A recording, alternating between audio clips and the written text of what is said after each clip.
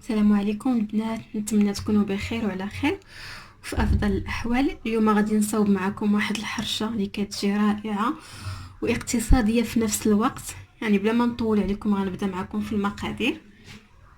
عندنا هنايا 2 بيضات، خماره حمراء، عندنا ياغورت ديال فاني، عندنا هنايا قشره ديال نصف حامضه، عندنا كاس ديال سنيده، كاس ديال السميده رقيقه، كاس ديال الفرص، وكاس قل ربع ديال الزيت. يعني هاد الوصفه تقدروا تصاوبوها للفطور. رمضان راه مبقى لنا والو، وكيف قلت لكم اقتصاديه وفي نفس الوقت سهله. غناخذوا البيض ديالنا،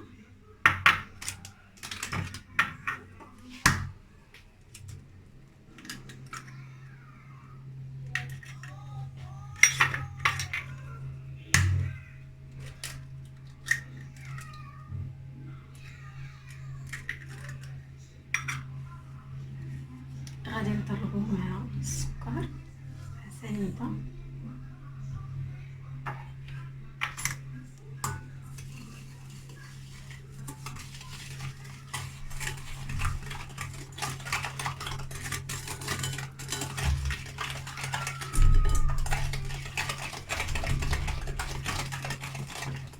مازال غادي نصاوبو حتى الكريمه ديالها، وحتى الكريمه جد سهله وغير مكلفه.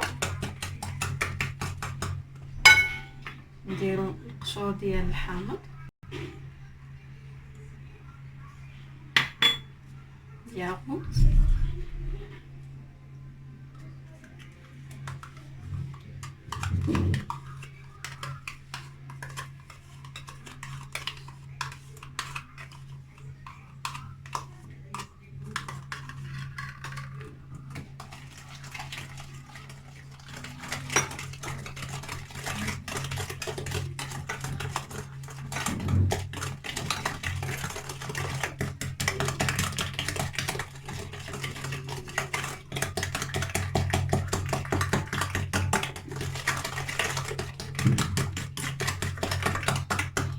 غنزيد الزيت ماشي كاس عامر، كاس قل ربع.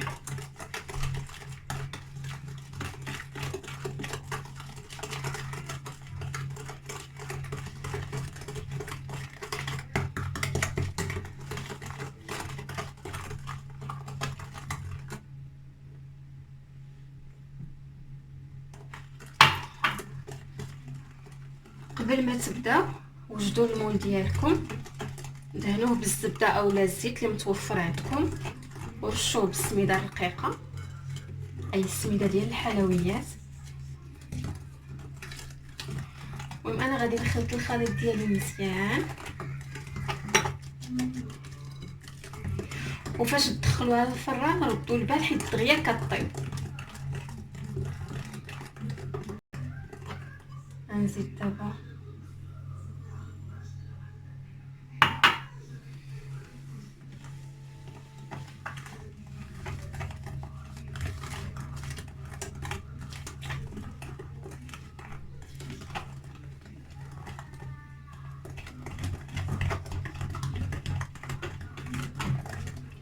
وغادي ندير خماره،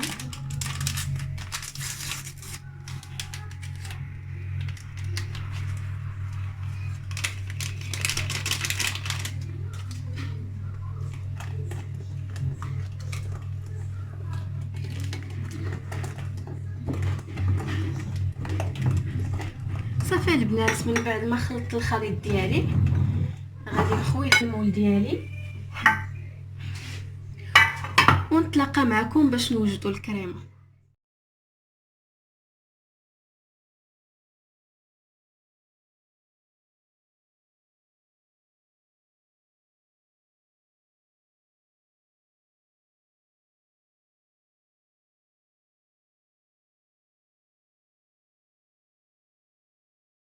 المقادير ديال الكريمه راه ساهلين وبساط. عندنا هنايا العصير ديال الحامضه، كاس ديال الحليب، 2 معالق كبار ديال سنيده، القشره ديال نصف حامضه محكوكه بطبيعه الحال، و2 معالق صغار ديال المايزينا. يعني كنظن بلي هاد الوصفه راه اقتصاديه وبطبيعه الحال كتجي رائعه بلوكو ديال الحامض. جربوها البنات وردوا عليا الخبر. المهم غادي ندير هاد الخليط كامل في كاسرونه ونخلطو مزيان حتى يتجانس، تنحس بالعناصر كلها دابت وتجانست.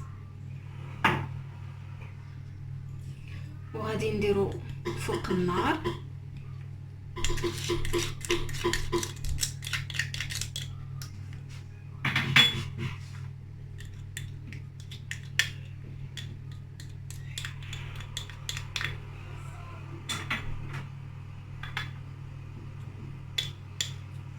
غادي نديروها البنات فوق نار اللي تكون هادئه دائما مع التحريك تنشوفوا باللي الخليط ديالنا بدا كيختار ويعقد. تقول لي راه قضيه تختار. المهم غنحركو مزيان حتى يذوبوا دوك العناصر ونديرو ما البنات فوق النار ونتلاقاو من بعد ما تكون الحرشه ديالي طابت والكريمه وجدات.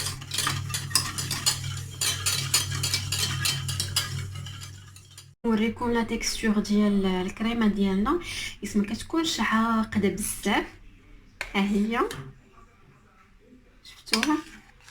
عاشوا البنات هاد الكريمه عرفتي راه كتجي رائعه وهائله، كنصحكم انكم تجربوها.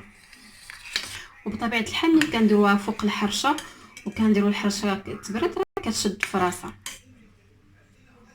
وباش ما يجيكوش هذاك المذاق ديال المروريات الحامض ملي تكونوا كتحكوا الحامض ما توصلوش لذاك اللب الابيض، يعني نكتفيو غير بداك الاصفر وما تقيسوش داك الابيض حيت هو اللي كيمرر لينا الحاجه. البنات هي الحريشه ديالنا من بعد ما وجدات، هاتي ريحتها ماشي هيتكم عاطيه. انتم هي الكريمه منين بدات كتبرد راه بدات كتختار. المهم انايا غادي نوزعها على الحرشه ديالي. وطريقه التزيين البنات كما كنقول لكم ديما راجعه لكم، ماشي بالضروري يعني اي حاجه شفتوها في الفيديو هي كيفاش تزينوا غادي تطبقوا نفس الحاجه، غادي ديروا اللي عندكم واللي متوفر. صافي انا غادي نوزع الكريمه ديالي.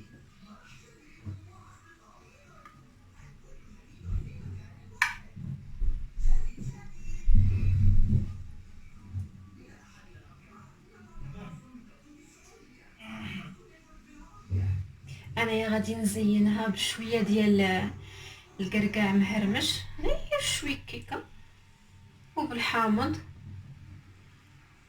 الا عندكم اللوز زينوها باللوز، لا بلاش كاع خليوها هكا عاديه. وننزل نوزع الكريمه مزيان. فريمون البنات هاد الكريمه كتجي رائعه، سيرتو اللي كيعشقوا الحامض. كيف قلت لكم غير باش تصدق لكم ملي تكونوا كتحكوا الحامض، باش كتكونوا كتحكوا القشره ديال الحامض عفوا، تفاداو ديك البابه البيضاء. صافي كنظن هكا صافي كافي.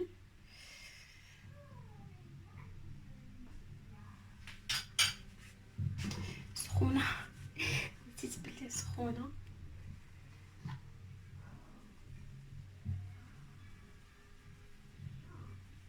نعاود غير نوسعها مزيان باش ما يبقاوش دوك الفراغات.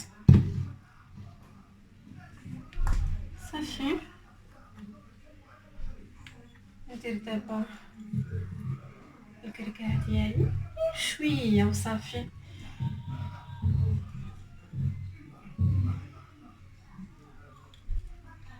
وفاش غادي تبرد البنات غادي نوريكم الشكل النهائي فاش غادي نقطعوها كي كتجي.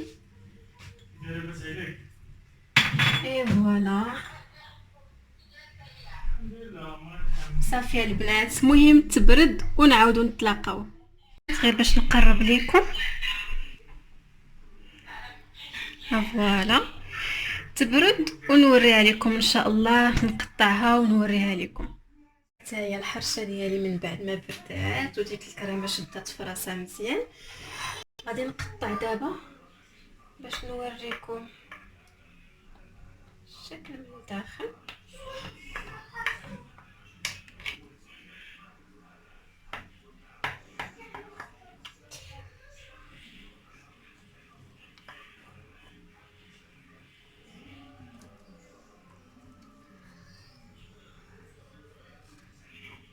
نتاكد بلي قطعتها مزيان.